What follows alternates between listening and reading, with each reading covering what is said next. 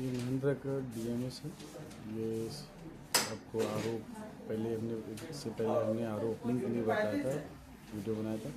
इस बार हम लोग क्लोजिंग के लिए बनाएंगे। क्लोजिंग में क्या करना है, आपको इस पर जाना है, लॉगिन करना है, आईडी डालना है, आपकी जो भी आईडी है वो आईडी डाल दीजिएगा और पासवर्ड डाल दीजिएगा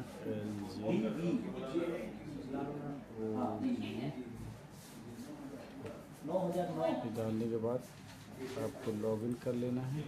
ये इसको यश कर दीजिएगा। ये आपका DMS का पेज ओपन कर लीजिएगा।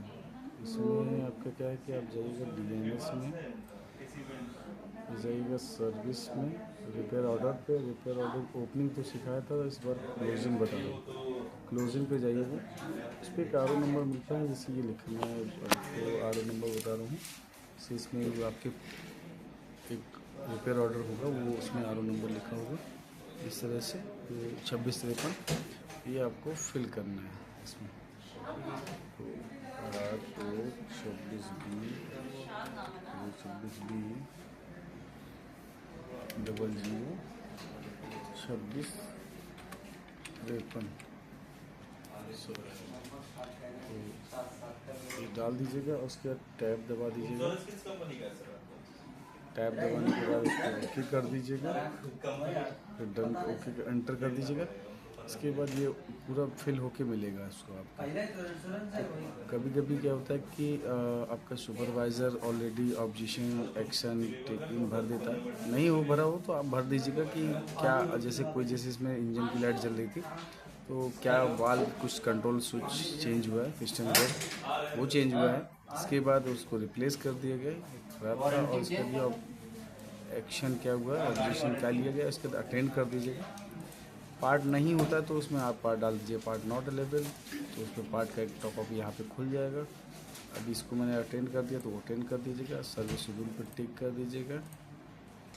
इसके बाद आप PI जनरेट कर लीजिएगा। सब इसमें 00 रुपये है, क्योंकि लेबर आपको इसकी वारंटी में पार्ट गया था, तो अगर आपको एक्स्ट्रा कोई लेबर बढ़ाना तो ऐड करके कोई भी एक अनुमानित जैसे हम लेबर लेना चाहे तो कोड डाल दीजिएगा बगल में, डाला 0220। तो ये इस तरह से कोड ले सकते हैं।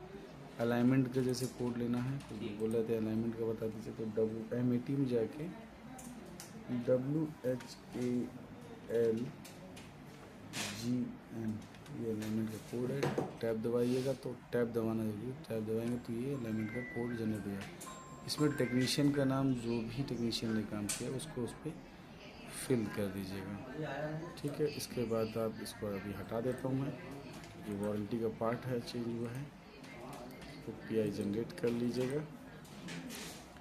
OBD पे एक बार टच करिए। OBD का जैसे होता क्या कि हमको कोई जैसे इंजन की लाइट आई है तो उसका कोई कोड आ रहा है, तो यहाँ पे आप फिल कर सकते हैं किस वजह से ये, मतलब आने वाले समय में कभी फिर दोबारा इंजन लाइट जलती तो कस्टमर बोलता है कि लाइट पहले भी यही जल रही थी और आज भी यही जल रही है, तो पता चल जाएगा कि इस कोड की वजह से इशू आ रहा था कि अब दूसरा कोई इशू है।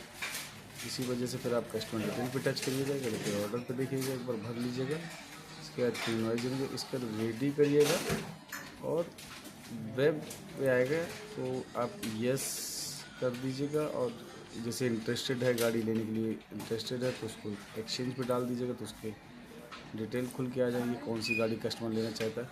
और नहीं हो तो उसको एक्सचेंज ना करके नो इंटरेस्टेड करके, और इसके बाद रेडी करने के बाद आपको यह एक बार जनरेट कर लीजिएगा और क्लोज कर दीजिएगा। ये आ रहा है टाइम का, तो टाइम को आप बढ़ा दीजिएगा थोड़ा सा, मैं कर दूँ 7 बज के कुछ कर दिया है।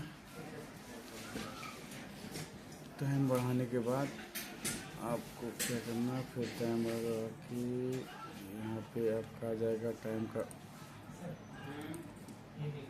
डिले टाइम आ जाएगा, और या कॉस्ट एस्टीमेट आ जाए तो इसको कॉस्ट एस्टीमेट भी आएगा, तो इसमें करके सिलेक्ट कर दीजिएगा और PI सबमिट कर दीजिएगा। ये क्लोज हो गया आरो।